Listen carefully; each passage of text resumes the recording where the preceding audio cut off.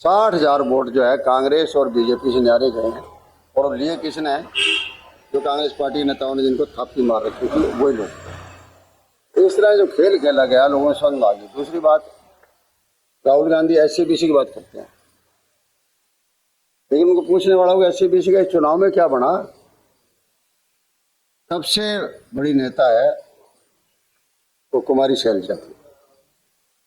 उनके फादर भी कांग्रेस में थे, बहुत बड़े नेता थे, सेंटर में भी वजीर रहे हैं, ये खुद भी सेंटर वजीर रही है।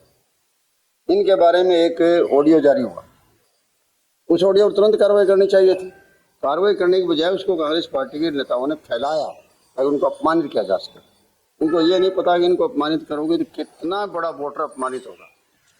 कि अगर ये सीट इस बार कुमार को मिल गई, जीत गए, तो ये सीट सदा के लिए कुमार की हो जाएगी, इसलिए कुमार को वोट ना दो।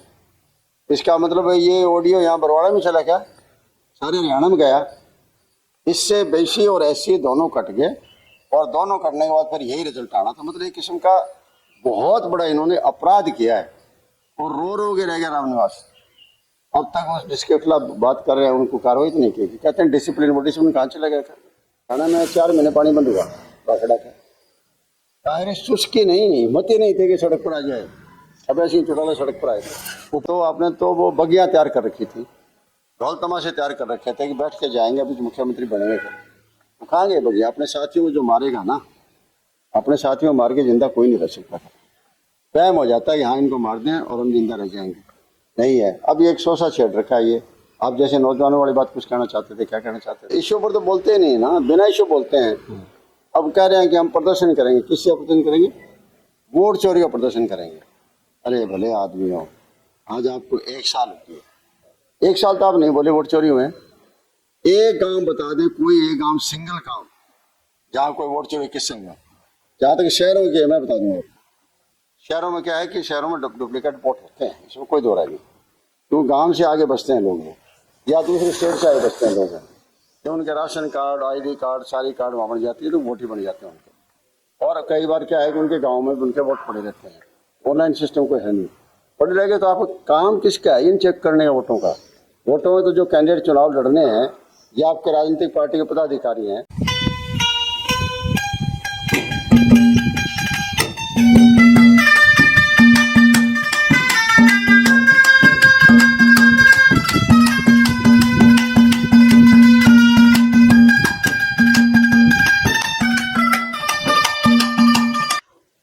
सभी को नमस्कार, राम राम। मैं आपके साथ कुलदीप खंडेलवाल और आप देखना शुरू कर चुके हैं द इनसाइडर न्यूज। और आज हमारे साथ शख्सियत है संपत सिंह। और संपत सिंह को आप जानते हैं, पिछले कुछ दिनों से ट्रेंडिंग में है, हरियाणा की राजनीति में एक भूचाल सा लाए हुए हैं। तो आज हम जानेंगे कि आखिर पार्टी छोड़ने का क्या कारण रहा, कैसी फीलिंग है अब कांग्रेस को छोड़ करके अपने परिवार में आए हैं।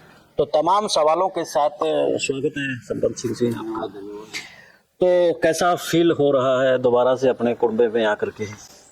देखिए, जहाँ तक कांग्रेस को छोड़ने का सवाल है जी, सवाल मेरी टिकट का या नहीं टिकट का सवाल नहीं है। सवाल ये है कि कांग्रेस पार्टी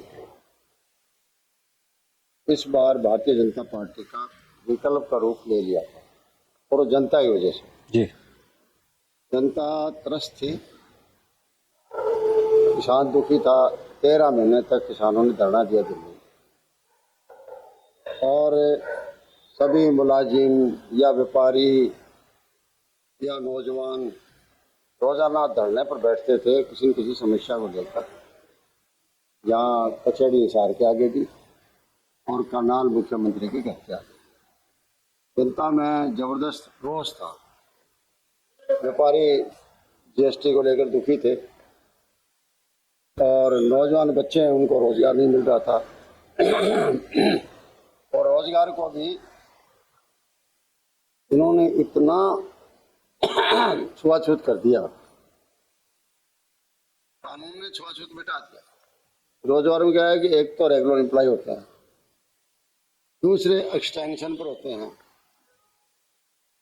और तीसरे कॉन्ट्रैक्ट पर होते हैं, और चौथे गेस्ट पर हैं, और 5वें HKRN पर है, 6ठे पार्ट टाइम पर।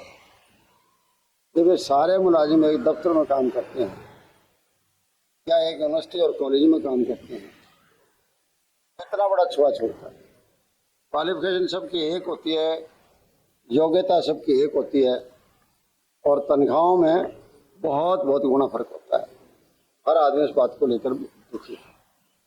इसी तरह किसानों का जहाँ तक सवाल है, मैंने बताया जब निजीकरण कर रहे थे खेती का और बड़ी बड़ी कंपनियों को जो है एक किस्म का किसानों की जमीनों को लुटाया जा रहा था, उन कानूनों के खिलाफ आज तक दुनिया में कभी भी 13 महीने तक किसी कैपिटल सिटी को कैप्टिव बना के रखा है किस्म का, इसलिए रखा कि हमारी मांगे पूरी। तो कभी आंदोलन जीवी कहा गया, कभी उन पर उग्रवाद का नारा लगा, कभी कहते हैं बाहर से फंडिंग आ रही है, इतना उनको बदनाम करने की कोशिश की, लेकिन किसान डटे रहे। तो ये सारा माहौल एक ऐसा बन गया था कि बीजेपी पार्टी को अब हरियाणा प्रदेश से विदाई देनी पड़ेगी। आप कह रहे विदाई देने के लिए रोजगार को लेकर सारी जनता रोजगार को लेकर के आपने कहा, रोजगार को लेकर के ही बीजेपी पर्ची खर्ची को लेकर के आई है, उसी मुद्दा को तो उन्होंने घुमाया है। नहीं, वो मैं बात करूंगा आपसे। मैं ये कह रहा हूँ कि जहाँ तक किसानों की बात थी, बहुत बुरा हाल किसान का था, बहुत बुरा हाल आम गरीब मजदूर का था, नरेगा तक इन्होंने खत्म कर दी थी। तो ये जो सारी सिचुएशन हो गई, एकमात्र विकल्प उस टाइम कांग्रेस नजर आने लग गया। सभी लोग कांग्रेस के साथ जुड़ गए और ऐसा लग रहा था चुनाव से पहले कि एक तरफा चुनाव था। लेकिन जिस तरह से लोगों के साथ धोखा हुआ, पहले टीटे काटने का धोखा हुआ, फिर वोट चोरी का धोखा हुआ, ये जो कुछ किया कांग्रेस पार्टी ने खुद किया है ये सारी चीजें,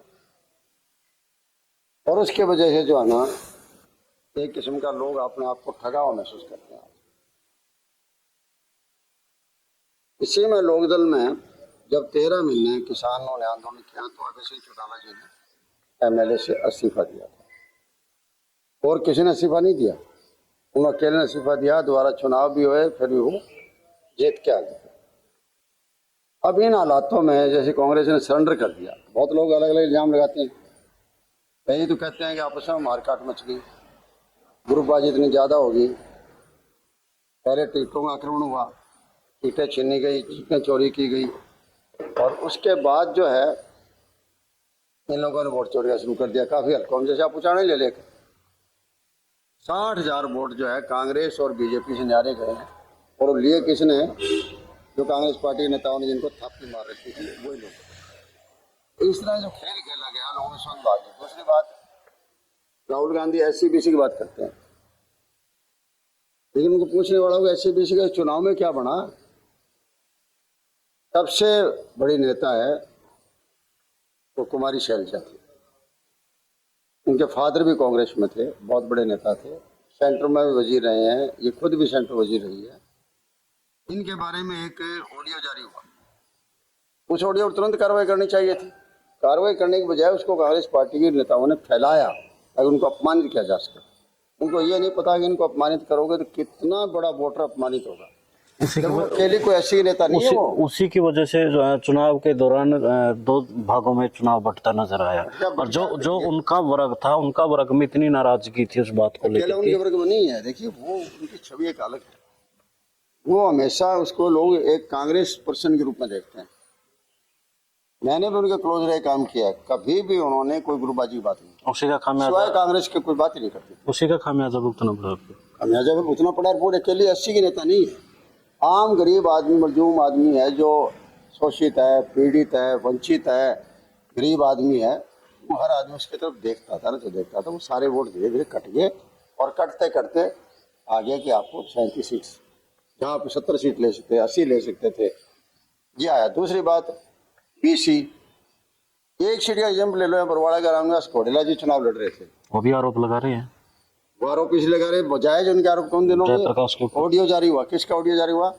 हमारे जो वर्तमान MP है यहाँ से, उनके छोटे भाई थे, MLA रहे हैं, और उन्होंने वीडियो अपना ऑडियो जारी किया कि अगर ये सीट इस बार कुमार को मिल गई जीत गए तो ये सीध सदा के लिए कुमार की हो जाएगी, इसलिए कुमार को वोट ना दो। इसका मतलब है ये ऑडियो यहाँ बरवाड़ा में चला क्या, सारे हरियाणा में गया। इससे BC और SC दोनों कट गए और दोनों कटने के बाद फिर यही रिजल्ट आना था। मतलब एक किस्म का बहुत बड़ा इन्होंने अपराध किया है और रो रो के रह गया रामनिवास। अब तक उस जिसके खिलाफ बात कर रहे हैं उनको कार्रवाई तो नहीं की। कहते हैं डिसिप्लिन, वो डिसिप्लिन कहाँ चला गया था। इस तरह से SC BC जब सारा टोटल मिला के लोगों के साथ धोखा किया, इसलिए लोग जो है ना सदमे में आ गए चुनाव के बाद में। अब इसको उठाने का काम जो है ना आज के दिन लोकदल कर रहा है। सबसे पहले जो है जब ये हरियाणा में 4 महीने पानी बंद हुआ बाखड़ा का, कांग्रेस चुस्की नहीं, हिम्मत ही नहीं थी कि सड़क पर आ जाए। अब ऐसे ही चौटाला सड़क पर आए थे। भूपेंद्र सिंह हुड्डा तो ड्राइंग रूम करते हैं, प्रेस कॉन्फ्रेंस करते हैं और बैठते हैं, बयानवीर है, बयानवीर है, मोटी बात ये बयानवीर है। और उसके बाद जो है किसानों के हालात हुई, सारे उसके खेत डूब गए, बहुत जगह घर डूब गए, पशु उसके बर्बाद हो गए, पानी निकासी नहीं हो पा रही थी। और उस टाइम कांग्रेस पार्टी ने कहीं भी नजर नहीं, कांग्रेस पार्टी। लेकिन यही है लोकदल ने जो है अभय सिंह चौटाला ने खुद ही प्रदर्शन में गए और लोगों को भी कहा कि किसान की लड़ाई लड़ो। अकेला वही नहीं, अब तक भी पानी खड़ा है खेतों में, अगली फसल क्यों नहीं बोने की गुंजाइश नहीं बची है। और फिर उसके बाद जो भी दाना हुआ तो बाजार में गए तो वो लुटते गए बेचारे। हर जगह जो है ना लूटा है किसान, भाव के अंदर किसी चीज़ का भाव नहीं बढ़े। कहते हमने MSP दे दी, MSP दे दी तो भैया MSP पर खरीदो उसको। वही यहाँ जैसे इस टाइम क्या हुआ था, यहाँ इस टाइम जीरी थी, यहाँ इस टाइम बाजरा था और दूसरी फसलें जो भी थी वो सारी फसलों को किसी ने पूछा ही नहीं ना। ग्वार भी था, उनको भी किसी ने पूछा नहीं था। नरमा कपास था, उसको किसी ने पूछा नहीं था। लूट रहा था किसान बेचारा। खाद के टाइम खाद उसको नहीं मिल रही थी, लाठियाँ पड़ रही थी, रात रात को सारी रात औरतें भी जो है खाद का कट्टा लेने के लिए बैठी रहती थी। वो कट्टे का फिक्स कर दिया कोटा, इतना 2 मिलेगा आपको 4 मिलेंगे, इसके साथ 1 यूरिया ले जाओ। अब यूरिया की जरूरत पड़े तो कहते हैं 1 DAP के साथ ले जाओ। इस तरह के हालात किसान को तो बिल्कुल बर्बाद करके छोड़ दिया था। और किसान की आप राजनीति अगर करते हो तो और किसान के लिए आप आगे आते ही नहीं हो, कौन क्या समझेगा आपको करके। सरकार भी नजर नहीं आई कहीं भी। मैं किसान नेता के पास बैठा था, उनको इंटरव्यू कर रहा था, तो वो बोले कि किसान हितैषी को लेकर के बात चल पड़ी कि गुरनाम सिंह चढ़ोने की बात है कि उन्होंने कहा कि मेरे से बड़ा को किसान हितैषी है ही नहीं। भूपेंद्र सिंह हुड्डा द्वारा कहा गया था ये। हाँ नहीं, वो तो देखो अपने मियाँ मिट्ठू बनना हो वो एक अलग बात है। किसान हितैषी की बात है तो आप दिखाई तो नहीं दी। फिर आपका मतलब आपने तो वो बगिया तैयार कर रखी थी, ढोल तमाशे तैयार कर रखे थे कि बैठ के जाएंगे अभी तो मुख्यमंत्री बनेंगे। तो कहाँ गए बगिया? अपने साथियों को जो मारेगा ना, अपने साथियों को मार के जिंदा कोई नहीं रह सकता। वहम हो जाता है यहाँ इनको मार दें और हम जिंदा रह जाएंगे, नहीं है। अब ये एक शोषा छेड़ रखा है ये। आप जैसे नौजवानों वाली बात कुछ कहना चाहते थे, क्या कहना चाहते थे आप? मैं यही कह रहा था कि जिस तरीके से अब बीजेपी पर्ची और खर्ची को लेकर के बात कह रही है, उसके ऊपर मेरा एक तर्क होता है कि आज से 15 साल पहले जब जॉब को लेकर के एक बात होती थी, उसकी एक वेतन बड़ा होता था, महंगाई दर कम थी। आज महंगाई दर बढ़ गई है और तनख्वाह कम आ गई है। तो इस विषय को लेकर के भी जो राजनीतिक पार्टियां हैं कम बोलती नजर आती हैं। नहीं बोलते नहीं आती है, बोलते ही नहीं है। मतलब इश्यू पर तो बोलते ही नहीं है ना, बिना इश्यू बोलते हैं। अब कह रहे हैं कि हम प्रदर्शन करेंगे, किससे प्रदर्शन करेंगे? वोट चोरी का प्रदर्शन करेंगे। अरे भले आदमी हो, आज आपको 1 साल हो गया, 1 साल तो आप नहीं बोले वोट चोरी हुए। एक गांव बता दें, कोई एक गांव, सिंगल गांव जहाँ कोई वोट चोरी किससे हुआ? जहाँ तक शहरों की है मैं बता दूँ आपको, शहरों में क्या है कि शहरों में डुप्लीकेट वोट होते हैं, इसमें कोई दो राय नहीं। क्यों? गांव से आगे बसते हैं लोग या दूसरे स्टेट से आगे बसते हैं लोग, तो उनके राशन कार्ड, ID कार्ड, सारी कार्ड वहाँ बन जाती है तो वोट ही बन जाते हैं उनके। और कई बार क्या है कि उनके गांव में उनके वोट पड़े रहते हैं, ऑनलाइन सिस्टम कोई है नहीं, पड़े रह गए तो आपको काम किसका है इन चेक करने के वोटों का? वोटों में तो जो कैंडिडेट चुनाव लड़ने हैं ये आपके राजनीतिक पार्टी के पदाधिकारी हैं। जब भी इलेक्शन दफ्तर जो है ना, वो इलेक्शन दफ्तर वो नहीं चला रहा दिल्ली वाला, बार बार उसका नाम लेते हैं। ये इलेक्शन दफ्तर जिलों से चलते हैं। हमने बहुत बार चैलेंज किया, वोट कटे भी हैं और बहुत वोट बढ़ाए भी हैं लोगों को जिनके थे, तो काम तो करते नहीं है। वोटर लिस्ट आ गई, ड्राफ्ट लिस्ट आपके पास आ जाएगी तो ये कहते हैं आपको एक लिस्ट फ्री मिलती है बल्कि पार्टियों को, तो जाके चैलेंज करो उसको। गलत है। बूथ लेवल का जो एजेंट है, पोलिंग एजेंट है, वो अगर उनकी शिकायत करते हैं तो उन पर कार्रवाई भी होती है। तो तब कांग्रेस ने बूथ लेवल एजेंट है या फिर पोलिंग एजेंट है, तब उनको लेकर के शिकायत नहीं की। वो बना दिए, फर्जी बना दिए थे। एजेंट वगैरह फर्जी बन गया यहाँ। कई जगह तो इस बार तो बहुत किया है। इस बार तो बता रहा हूँ मैं आपको, बावरिया जी जो इंचार्ज थे ना, उन्होंने हर जिले में 4-4, 5-5 अपने आदमी भेज रखे थे। यहाँ भी मेरे पड़ोस में दफ्तर खुला हुआ था। वो लोग कहते हैं कि भाई इतना एजेंट लाओ, एक बूथ के 10 लाओ। कोई अपना लिस्ट में उठाया नाम और दे दिए, उठाया नाम और दे दिए। ये देखा वो काम क्या कर रहे हैं, क्या वोट लिस्ट चेक कर रहे हैं अपनी। आप ये कहते हो ठीक है, मान लिया आपका कि कोई एक फोटो है 50 जगह लगी, लेकिन वोट से अलग अलग है, मौके पर है वोट है, फोटो लगी अलग बात, लेकिन उन्होंने वोट डाला है। वो ये तो नहीं है ना कि वो एक लेडी ने या एक आदमी ने वोट डाले सारे। ये एक बहाना दे कह दिया कि जी जीरो हाउस है। जीरो हाउस में क्या होता है, कई बार मान लो बीएलओ आया, उसने हाउस नंबर नहीं लिखा, सिस्टम कंप्यूटर में डाला, तो जहाँ हाउस नंबर नहीं डाला तो वो कॉलम खाली था। खाली वो कॉलम फिर आपका वर्क नहीं करेगा जब तक उसमें कुछ लिखना पड़ेगा। उसने फिर जीरो डाल दिया सबने। वो जीरो जो एक हाउस नहीं है, वो 15 हाउसों के नंबर आपने नोट करे, तो उन 15 हाउसों में आगे जीरो आ रहा है, और फिर उनके टोटल वोट को आप कह दोगे जीरो हाउस के आगे इतने वोट हैं। तो मतलब लोगों को झांसे में घेरने की क्या फायदा है। फिर बताऊं सबसे बड़ी बात, कोर्ट में इन्होंने पिटीशन किया है, जो एमएलए हारे हैं ना, उनसे पिटीशन करवाए हैं, और करवाए इसलिए हैं कि 4 ही बातें कही गई। नंबर 1 कि जाति पाति के नाम पर बीजेपी ने वोट मांगा। नंबर 2 कि धर्म के आधार पर वोट मांगा। नंबर 3 कि जो अथराइज लिमिट होती है पैसा खर्च करने, उससे फालतू खर्च किया। और नंबर 4 की मशीनों में गड़बड़ी। वहाँ वोट चोरी का जिक्र नहीं है वहाँ पे। नहीं है, मैं ये कह रहा हूँ ना, पिटीशन डाला है उस पर। ये नहीं कि ये तो वो बात होगी जनता को भ्रमित करने के लिए। जो राहुल गांधी जी ने जिक्र कर दिया बेंगलोर की सीट का, और बेंगलोर सीट में कहना चाहता हूँ वहाँ भाई दिल्ली से वोट बन के नहीं आए हैं, वो बेंगलुरु सीट के हैं, तो वहीं बने हैं, और वहाँ आपकी सरकार थी। वो पार्लियामेंट का जिक्र करते हैं, पार्लियामेंट के जब चुनाव है ना, तो वहाँ चीफ मिनिस्टर कांग्रेस पार्टी का था कर्नाटका में। अरे एडमिनिस्ट्रेशन तो आपका तहसीलदार बना रहा है, इलेक्शन जो दफ्तर है वो आपकी वजह से चलता है, स्टेट गवर्नमेंट की वजह से चलता है। कहीं कभी उसके टास्क भी कर देते हो, कभी कुछ कर देते हो, जो चाहते हो वो जाते हो आप। अगर कोई गलत अधिकारी हो उसको बदल देते, दूसरा आ जाता। लेकिन मतलब इस तरह की बातें करना, ये एक इशू को दूसरी तरफ ले जाना, जो देश का इशू नहीं है। देश का इशू तो ये हो गया, नाम बता मुझे, किसान का हो गया, बेरोजगारी का हो गया, हेल्थ का हो गया। ये अब देख लो, हेल्थ का देख लो आप, शिक्षा का देख लो आप। स्कूलों में कहीं अध्यापक नहीं है, स्कूल बंद किए जा रहे हैं, बच्चे नहीं आएंगे वहाँ। फिर आपके कॉलेजों में जो है ना, आधी सीटें आज की अब खाली पड़ी है, और कॉलेजों में जैसे बताया कि इतने 5-5 किस्म के टीचर लगा रखे हैं अलग अलग करके। इतना बुरा हाल है, एक टीचर को 1.5 लाख मिल रहा है, एक को 57,000 मिल रहा है, एक को 30,000 मिल रहा है, एक को 20,000 मिल रहा है, एक को 15,000 मिल रहा है। स्वास्थ्य तो पैदा कर दिया, वो टीचर पढ़ाने वाले एक ही सब्जेक्ट वही पढ़ा रहे हैं, उतना टाइम दे रहे हैं।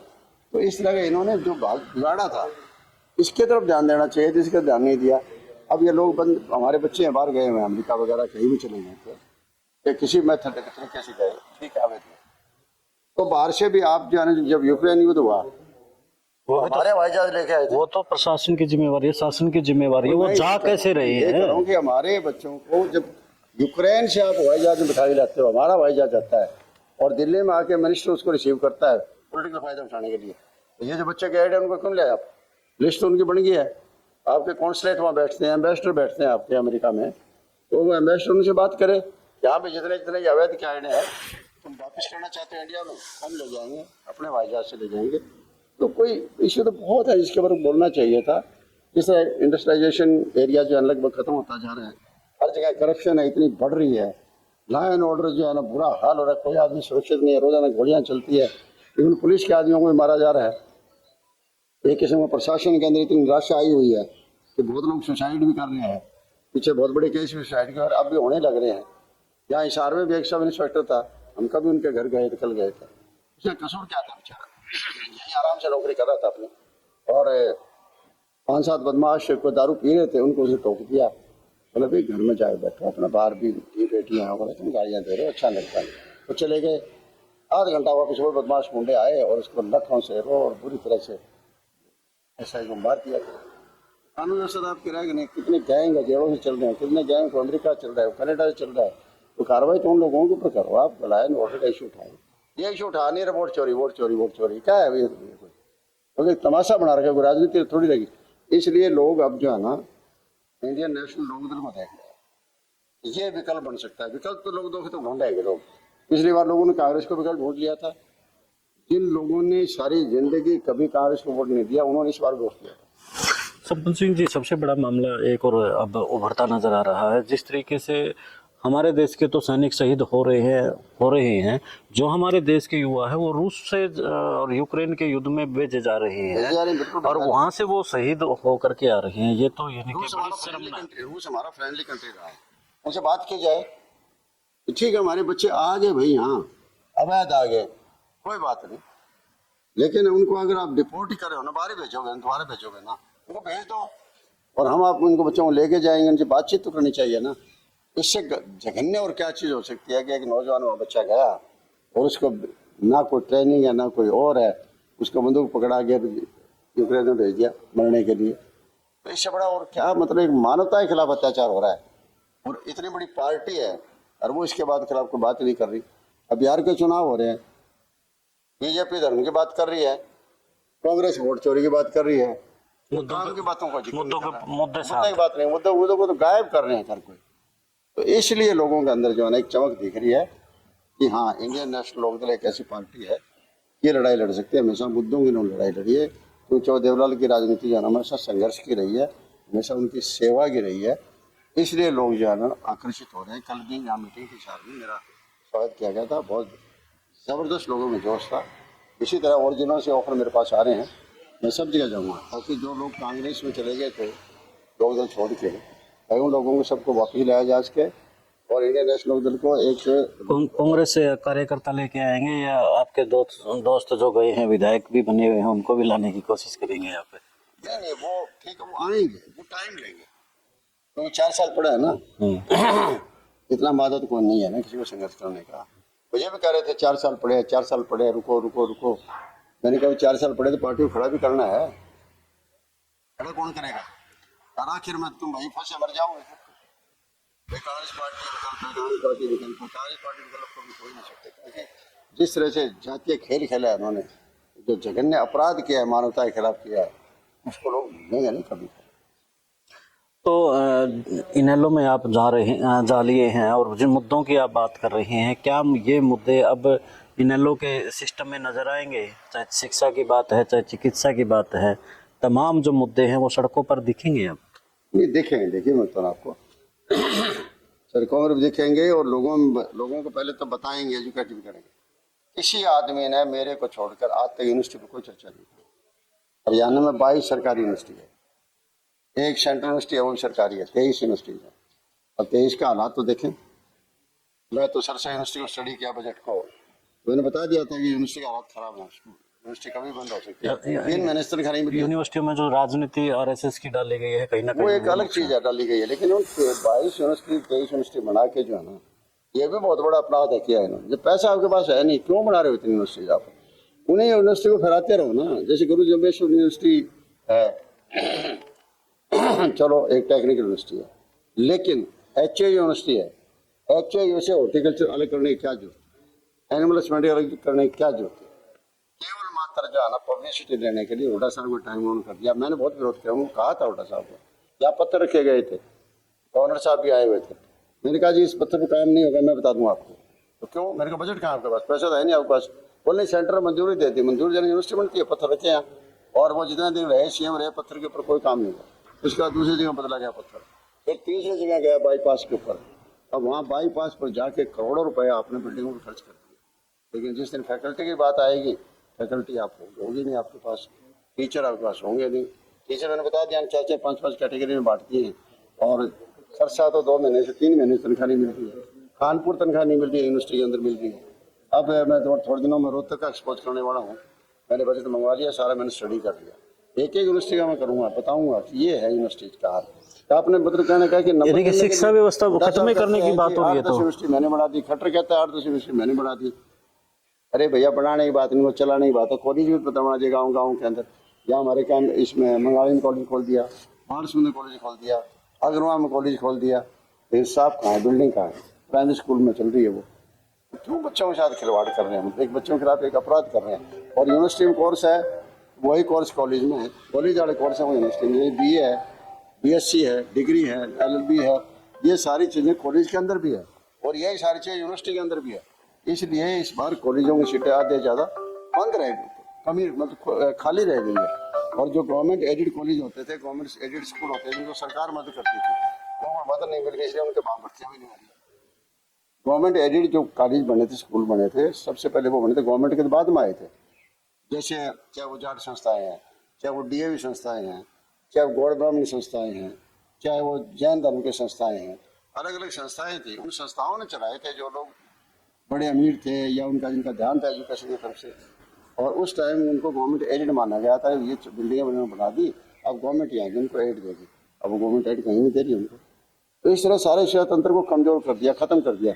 और ये कारण है कि आज private academy, private coaching centre, सब चीज़ें प्राइवेट प्राइवेट जो है खूब चल रही है। लोग पीजी में रह रहे हैं, मजबूर हो रहे हैं बच्चे बेचारे, पढ़ना जरूर है उनको, अगर कोई इनको रोजगार तलाश आम आदमी टैक्स तो दे रहे हैं लेकिन जो सुविधाएं उनको मिलनी, शिक्षा नहीं मिल रही है घर पे। तो इसलिए जो शिक्षा तंत्र का बेड़ा गर्क कर दिया। प्राइमरी स्कूल लगभग बंद होने जा रहे हैं, गवर्नमेंट स्कूल बंद होने जा रहे हैं, कॉलेजों में हालत ये और ये बंद होने जा रहे हैं, यूनिवर्सिटियाँ थोड़े दिनों बंद हो जाएगी। ये प्राइवेट की तरफ ले जा रहे हैं, प्राइवेट की तरफ चले जाएंगे। ये बात तो कोई नहीं उठाता। प्राइवेट तो तुम लूट मार, ना दो, कुछ ना दो, तुम एजुकेशन और हेल्थ दो फ्री कर दो। प्राइवेट की तरफ तो लूट मार होगी फिर। मार हो रही है। आज अब पहले चलाया इन्होंने आयुष्मान भारत चलाया, अब उसमें एक एक करके वो निकाल रहे हैं। निकाल रहे हैं, उसको काट रहे हैं। तो सरकारी अस्पताल में कराओ इलाज।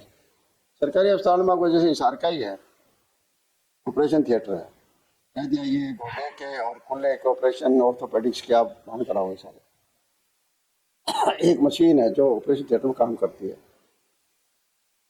यस, वो जो है ना नहीं चल रहा, बंद पड़ी है।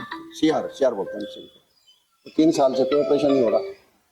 तो आम जनता को तो इनके कहीं ना कहीं परेशान कर दिया जनता को, ठीक है, लूट लिया। तो अंतिम सवाल आपसे, आपने ताऊ देवीलाल को भी राजनीतिक रूप से देखा, ओम प्रकाश चौटाला को भी देखा, अब आप अभय सिंह चौटाला को भी देख रहे हैं, तो क्या अभय सिंह चौटाला ताऊ देवीलाल की तरह, ओम प्रकाश चौटाला की तरह राजनीति करेंगे जिस तरीके से वो करते थे? देखिए, वो समय अलग था, हालात अलग था, और बहुत टाइम में जाकर चौधरी देवीलाल बने, बहुत संघर्ष किया है, देश की आज़ादी के लिए किया, जेलों में गए, देश आज़ाद हो गया। फिर पंजाब के साथ जो हमारे देहांत हो रहा था हरियाणा पोर्शन के लिए, हरियाणा बढ़ाने की लड़ाई लड़ी, हरियाणा बन गया। फिर पार्टियों को इकट्ठा करने की बात बनी, वो बनाया। फिर देश की पार्टियों को इकट्ठा किया। 1989 के अंदर इनकी को प्रधानमंत्री ने बनाया। बहुत बड़ी शख्सियत है, प्रधानमंत्री बनाते थे भी थे, प्रधानमंत्री हटाते भी थे। छोटी स्टेट है, बहुत बड़ी हैसियत है। और आज दुश्मनी मानता है कि अगर एडमिनिस्ट्रेशन पे कंट्रोल था तो ओम प्रकाश चौटाला था। तो अब देखिए धीरे धीरे जो है ना, अभय सिंह भी उसी लाइन पर चल रहे हैं और लोगों को जागरूक करना इसकी तरफ से। हमें उम्मीद है, देखिए कोई आदमी किसी का मुकाबला नहीं कर सकता, लेकिन ये उम्मीद है कि अभय सिंह जी की वजह से लोकदल जो है बीजेपी का विकल्प जो बनता जा रहा है, और एक दिन ये आएगा कि बीजेपी को अगर हराना है तो लोकदल ही हरा सकता है, इसलिए लोकदल को लोग वोट देंगे। और मुझे तो पूरा यकीन है कि वापिस वो दिन आएंगे, लोकदल की सरकार आएगी, ताकि जनता का भला किया। संपत सिंह जी, जब मैं इंटरव्यू करता हूँ, जो बातें आपने कही, मुद्दों को लेकर के बात कही, आज तक किसी के सामने इतने मुद्दे, यानी कि मैंने गिनवाते नहीं नजर आए जितने मुद्दे आपने बारीकी से गिनवाए हैं। तो क्या मैंने पहले भी किया है आपसे सवाल, क्या संपत सिंह इनेलो में जाकर के फिर से उस धार के साथ जनता को जगाएगा? क्या रणनीति रहेगी आपकी? देखिए, जनता जगाने एक तो मैं हर डिस्ट्रिक्ट में मीटिंग करूँगा, क्या बताऊँगा, और फिर एक एक सब्जेक्ट को लूँगा, उन पर कॉन्फ्रेंस करेंगे, और उसके बाद जनता को उसके साथ जोड़ेंगे, और जोड़ने के बाद हम उनके हितों में लड़ाई लड़ेंगे। चाहे वो धरने के रूप में लड़ें, चाहे वो प्रदर्शन के रूप में लड़ें, चाहे वो घेराव के रूप में लड़ें। अपने जीवन में हम लोगों ने बहुत लाठियाँ खाई है, बहुत बार जेलों में गए हैं, ठीक है, आज वो बात नहीं रह गई है, लेकिन फिर भी जितना हमसे पीछे प्रयास होगा पूरा करेंगे। जनता के मुद्दों को दिया जाए, जनता के मुद्दों को समझ। और आपके बेटे गौरव की राजनीति को लेकर के अभी मैदान में? तो आज नहीं, बहुत साल से राजनीति में। 2009 में मेरा जो पार्लियामेंट का चुनाव लड़ा था, मैंने नेशनल लेवल से लड़ा था, संघर्ष की राजनीति से। उस टाइम उसने वहाँ हाँसी में अपना अलग से ठिकाना बना दिया था। हाँसी, नारनौल और पानी खड़ा, तीनों हल्के उसने देखे थे। मेरे से ज़्यादा जानकारी उसकी वहाँ है। फिर बाद में कांग्रेस में आ गए तो पहला चुनाव आया था यूथ कांग्रेस का, इलेक्टेड, मतलब इलेक्टेड यूथ बना था वो, प्रेसिडेंट किसका, पार्लियामेंट्री काउंसिल से बना। इस तरह से वो भी उसी के साथ लगा रहता है। वो ज़्यादा पब्लिसिटी अगर उसमें चक्कर नहीं होता, लेकिन लोगों में काम करता रहता है। और जयप्रकाश भी भूपेंद्र सिंह हुड्डा के गुणगान में व्यस्त है, बेटा को भी विधायक बनाया गया, कहेंगे कुछ? ऐसा है जी, मैं इस आदमी के बारे में क्या कह सकता हूँ, क्योंकि कहूँगा तो अच्छा नहीं लगेगा। तो जो उसकी भाषा होती है, जो बोलने का उसका तरीका होता है, जिससे कुछ छोटे बड़े की इज्जत को नहीं समझता है, इस आदमी के बारे में क्या कहेंगे? चाहे बेटे को बनाओ चाहे खुद बनाओ। बहुत बहुत धन्यवाद जी आपका। तो अभी आपने संपत सिंह जी को सुना और किस तरीके से मुद्दों पर बात होगी। अब तक आपने देखा कि बीजेपी कहीं ना कहीं जनता के को परेशान करने की रणनीतियां लेकर के आ रही थी, विपक्ष सोया पड़ा था। यानी कि विपक्ष के नेता भूपेंद्र सिंह हुड्डा है, उसकी जिम्मेवारी बनती है कि वो ड्राइंग रूम से निकल करके बाहर सड़कों पर आए। जैसे वो जब मुख्यमंत्री नहीं थे, कंडेला से उन्होंने सफर शुरू किया था, तब उसे मुख्यमंत्री बनना था, लेकिन आज वो भी संघर्ष को भूल गए हैं। जनता शिक्षा के साथ चिकित्सा, या फिर मैं यहीं हिसार जब आ रहा था तो रास्ते में यानी कि वो सड़क लग तो रही थी कि नई बनी है, लेकिन वो टूटी हुई है। यानी कि हालात हरियाणा में भ्रष्टाचार के बड़े बुरे हैं। खींच कर 2 महीने के बाद सड़कें टूटती नजर आती हैं, तो ऐसा हाल है। तो अब उम्मीदें संपत सिंह जी से हैं कि जिन मुद्दों को लेकर के खामोशी है, वो मुद्दे हरियाणा की राजनीति में, हरियाणा की सड़कों पर गूंजेंगी। तो आप क्या कहेंगे, आपकी राय भी कमेंट्स बॉक्स में ज़रूर दीजिएगा। तो आपका बहुत बहुत धन्यवाद। हमें दे इजाज़त। जय हिंद, जय भारत, जय हरियाणा।